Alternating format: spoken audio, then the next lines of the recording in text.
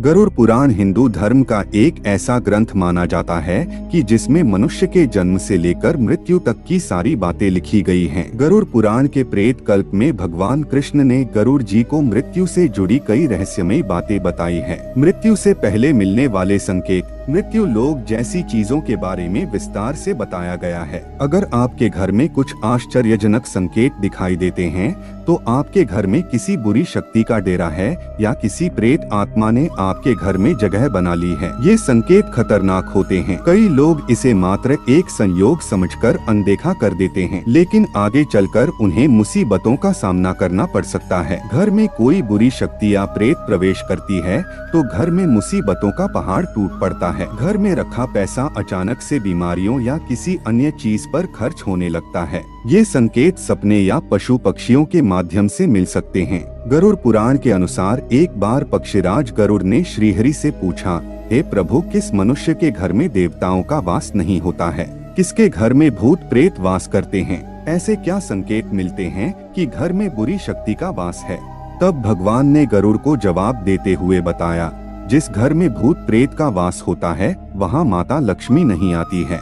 ऐसे घर में दरिद्रता का वास होता है। जिसके घर में प्रेतों का वास होता है उसे अलग अलग संकेत मिलते हैं। ये संकेत उसे घर में मौजूद वस्तुओं के माध्यम से या सपनों के माध्यम से मिलते हैं। भगवान श्री कृष्ण कहते हैं, इस संसार में हर प्राणी को जीवित रहने के लिए आहार की जरूरत होती है। ठीक उसी प्रकार प्रेत को भी भोजन की आवश्यकता होती है। प्रेत उन्हीं लोगों के घर में भोजन करने जाते हैं जिनके घर में अशुभ कार्य किए जाते हैं। गरुड़ पुराण के अनुसार प्रेतों का भोजन संसार के समस्त प्राणियों के लिए निंदनीय है, यानी प्रेत ऐसी वस्तुओं को खाते हैं जिसकी सभी लोग निंदा करते हैं।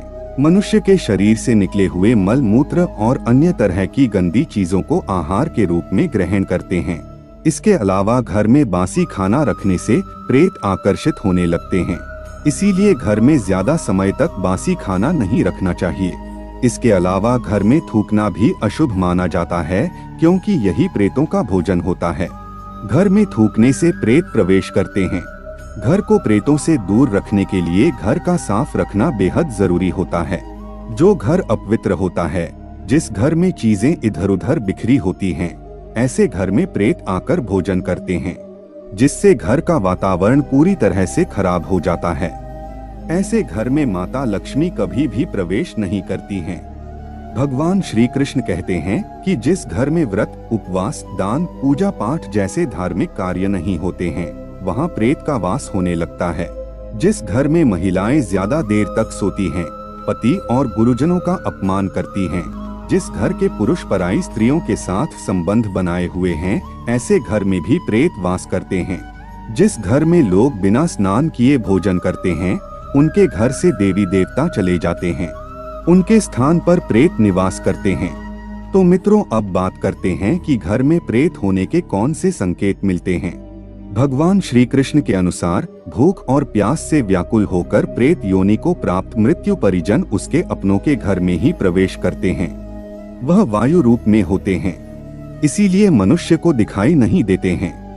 वायु रूप में ही वे अपने परिजन के शरीर में प्रवेश करके उन्हें तरह तरह के सपने देते हैं। भगवान श्री कृष्ण कहते हैं कि मरा हुआ व्यक्ति प्रेत बनकर अपनी पत्नी, पुत्र और अपने परिजनों के शरीर में प्रवेश करते हैं।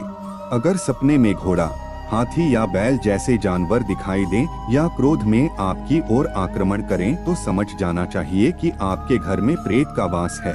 अगर कोई व्यक्ति सोकर उठने के बाद खुद को बिस्तर पर विपरीत परिस्थिति में देखता है तो उसे समझ जाना चाहिए कि उसके घर में प्रेत का वास है।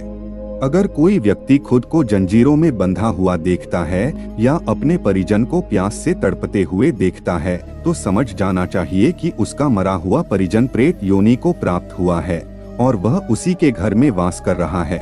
अगर घर में बार बार क्लेश होता है या धन का अचानक से हानि होता है या घर के सदस्य अचानक बीमार पड़ जाते हैं तो ये बुरा संकेत माना जाता है।